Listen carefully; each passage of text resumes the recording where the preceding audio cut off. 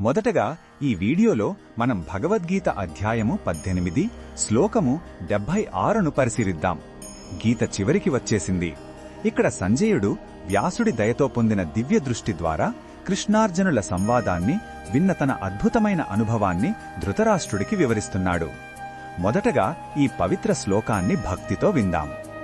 రాజన్ సంస్మృత్య సంవాదమిమద్భుతం కేశవార్జునయోః పుణ్యం హృష్యామి చ ముహుర్ముహుః.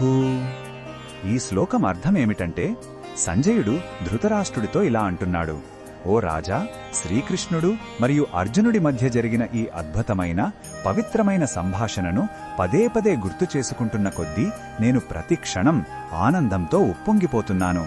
ఇది కేవలం జ్ఞాపకం చేసుకోవడం కాదు, ఆ దివ్య జ్ఞానాన్ని మనసులో నింపుకోవడం వల్ల కలిగే ఒక అనిర్వచనీయమైన అనుభూతి.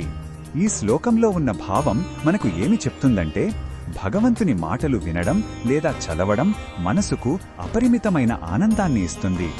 సంజయుడు కేవలం ఒక వార్తాహరుడు కాదు, ఆ సంభాషణలోని ప్రతి పదాన్ని అనుభూతి చెందుతున్న ఒక భక్తుడు.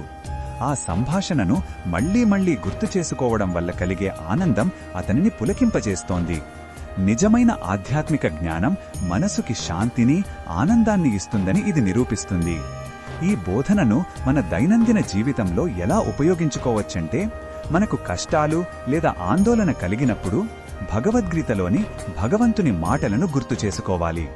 సంజయుడిలా మనం కూడా ఆ దివ్య సంవాదాన్ని మననం చేసుకుంటే మనసులోని భారం తగ్గి ఒక కొత్త ఉత్తేజం, ఆనందం కలుగుతాయి. మన సమస్యల గురించి ఆలోచించే బదులు ఈ పవిత్ర జ్ఞానం వైపు మనసును మళ్లిస్తే మన జీవితం కూడా ఆనందమయమవుతుంది. మరిన్ని భగవద్గీత శ్లోకాల అర్థాన్ని తెలుసుకోవాలంటే మా తదుపరి వీడియోలను తప్పకుండా చూడండి.